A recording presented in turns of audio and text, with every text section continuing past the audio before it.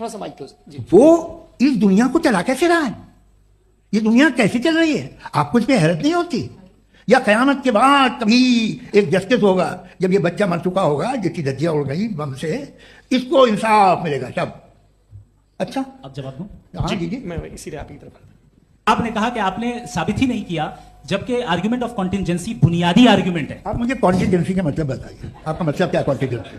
कॉन्टिंजेंसी का मतलब यह हुआ कि हर वो वजूद जो किसी भी चीज का पाबंद है, हर वो वजूद या हर वो चीज जो अपने एग्जिस्टेंस में किसी भी चीज के पाबंद है और उससे बाउंड है, उसको उसकी जरूरत है, उस पर डिपेंड करती है, तो जाहिर सी बात है कि उसका कोई ना कोई कॉज होता है। ये तो अकल की बात है, ये आप रीजनिंग की बात करते हैं, मैं वही कर रहा हूं। दूसरी चीज, आपने ये बात कही कि इतने बिलियन लाइट ईयर्स दूर है, उसका मेरा क्या लेना देना। फिर मेरे ख्याल से आपको ये नहीं कहना चाहिए I think therefore I am an atheist. आपको सोचना चाहिए, सिर्फ आप एक लिमिटेड दायरे में रहकर नहीं सोचें, बल्कि बाहर निकलकर सोचें।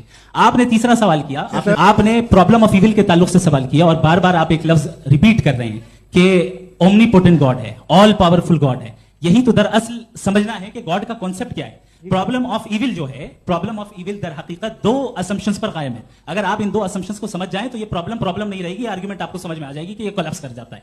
पॉइंट नंबर 1, यानी जो आपका सबसे पहला फॉल्स असम्पशन है कि गॉड मर्सीफुल है, ओमनीपोटेंट है, दुनिया में जुल्म हो रहा है। लेकिन आपको यह समझना चाहिए कि हमारे वर्ल्ड व्यू के मुताबिक गॉड सिर्फ ओमनीपोटेंट और सिर्फ मर्सीफुल नहीं है, बल्कि वो ऑल वाइज भी है और वो ऑल नोइंग भी है। उसके हर काम के पीछे हिकमत और विजडम है। ये कोई जरूरी नहीं है कि वो हिकमत और विजडम आपको समझ में आए या मुझे समझ में आए। अगर आप जो समझ रहे हैं उसके मुताबिक आप फैसला कर रहे हैं, ये लिमिटेड पर्सपेक्टिव से आर्गुमेंट है। और इस चीज को हम अपनी दुनिया में, अपने लाइफ में, डेली लाइफ में इस प्रिंसिपल को एक्सेप्ट करते हैं। हम जब किसी डॉक्टर के पास जाते हैं, डॉक्टर के पास जाकर वो अगर उसने हमें कोई दवाई दी है, तो हम ये तो नहीं कहते कि जब तक आपके पास जितना नॉलेज और जितना विजडम नहीं है, आपने क्यों ये दवाई दी है, तब तक हम इस चीज को एक्सेप्ट नहीं करेंगे। नहीं कहते, हम उसकी अथॉरिटी को तस्लीम करते हैं। क्यों? क्योंकि उसकी हम जानते हैं कि वो नॉलेजेबल है, वो विजडम वाला है, हमसे ज्यादा नॉलेज और हमसे ज्यादा विजडम है। बताएं सर। डॉक्टर